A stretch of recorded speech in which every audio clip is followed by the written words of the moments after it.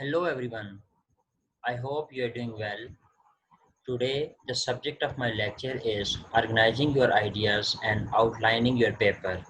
And specifically, I will focus on thesis statement or how to write a thesis statement, and we will also check some samples of thesis statement as well.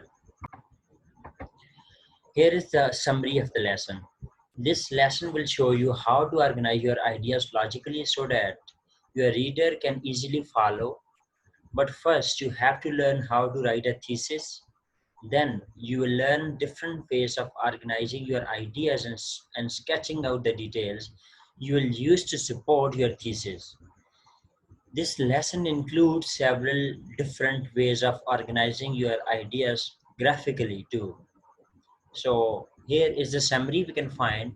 It tells us that it will show us that how we can organize our ideas logically while writing, and so that the readers can easily follow through our writing. And first we will discuss what is thesis, how to write a thesis, or a thesis statement. And then we will move our attention towards different ways of organizing our ideas and stretching out the details that we use to support our thesis. First of all, let's look here. Now you have a topic and ideas. Are you ready to start writing yet? You may feel like you are ready, but there are two more steps you need to take before you start to make your writing go more smoothly. The first step is developing a tentative thesis statement. The second is organizing your supporting details for your thesis. So here are the two steps which you should consider before start writing. The first one is develop a tentative thesis statement, right? If not the final one, at least a tentative thesis statement or a temporary one, and you can finalize it while giving it a final shape, right? And the second step is organize your supporting details, the details which will support your thesis statement. First of all, let's look at what is a thesis or a thesis statement. A thesis statement is a statement that tells you and your reader about what you plan to write about. So this is your thesis statement. It tells you and your reader that what you plan to write about, or what is your plan, or what is your agenda, what is your mission behind writing anything, right? It is usually one sentence in the introduction to your paper. Yeah, usually it can be a one sentence, but it can go beyond this limit as well. It tells the main idea of your paper. Yes, it tells the main idea of your paper, your essay, etc., your article. It might also give the reader an idea of the type of organization and the tone that that you plan to use in your paper. Yeah, when a reader is writing your thesis, when a reader reads your thesis statement, it gives him or her an idea of the type of organization and the tone or the format which you plan to use in your paper. Often a thesis statement is an answer to a question. Yes, often it is. Usually it is it is a question to an answer. It is an answer to a question which is given in the form of a topic, right? But sometimes it is not an answer to the question. Then in that case, you will have to design a thesis statement on your own, right? In a different form. Often it is a statement that you set out to prove. Yes, sometimes you give a statement in the form of a thesis statement, and which you prove in the next article or essay. A thesis does not have to be only one sentence long. In some papers, it is appropriate to have a two or three sentence thesis. Yes, sometimes it is a one sentence long. Sometimes it can go beyond this limit, and it can be consist of two or three sentences. Before you begin writing, you should have an idea of what your thesis is. Yes, when you start writing, before that writing, before starting writing, before starting anything, you should have some sort of idea in your mind that what are you going to write and what your thesis statement is.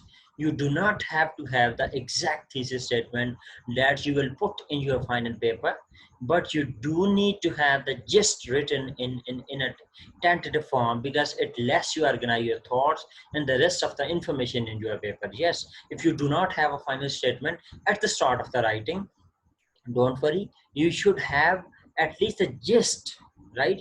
You should have at least the plan or clear idea in your minds, or a tentative thesis statement in your mind, because it helps or facilitates you organize your thoughts, and it facilitates you, uh, it helps you put your information logically and syntactically, and kind of you can rhythmically in your paper. Developing a thesis. When a writing assignment provides the topic, your answer to the question will usually be your thesis. Here are three examples. Yes, when you have such an assignment topic where you will have to give an answer to the question, it does mean that will become your thesis statement. But in some cases it does not happen. You do not have to answer the question, but you will have to write a different thesis statement. So here is a writing assignment in the form of a question, and when you will answer this question, it will become your thesis statement. The question or the writing assignment is, describe one of your most important accomplishments in life. So it is and if you are required to write a paper or an essay or an article on this topic, what will happen at the start of the writing? You will give a thesis statement. So thesis statement will be such a statement around which the whole essay, the whole paper, the whole article revolve. All right. So it is such a statement around which the whole article or the essay revolves around.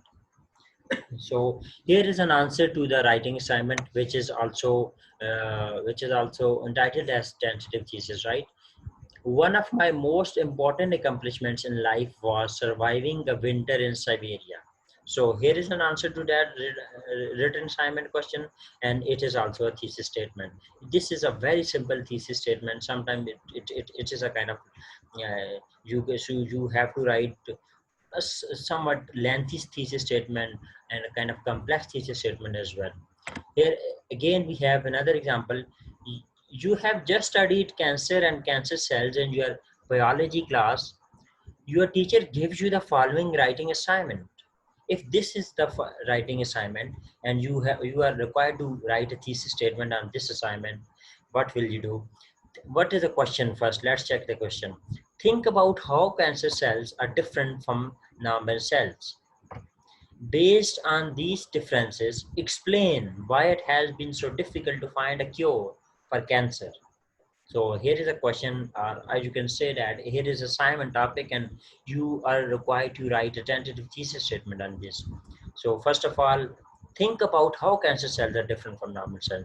So here in the thesis statement, you will give a very pithy and a short summary, and a very clear idea, right?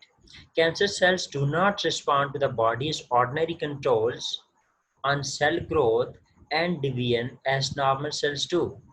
So here is the kind of answer to this statement, in which the writer or the author of the question asked that, think about how cancer cells are different from normal cells. They are different in a way that they do not respond to the body's ordinary controls on cell growth and deviant as normal cells do. This is, this statement, this sentence address the first part of the question. Next is, thus a cure for cancer must prevent cancer cells from dividing uncontrollably while allowing normal cells to divide normally. And here is a cure for cancer cells in the next sentence. Then we have the third sentence. All these sentences fall under the thesis statement. Finding a way to stop cell growth and division in cancer cells without interfering in normal cells division has proved a difficult task for cancer researchers. So here again, this line also addresses the writing assignment. So we have three sentences in this thesis statement.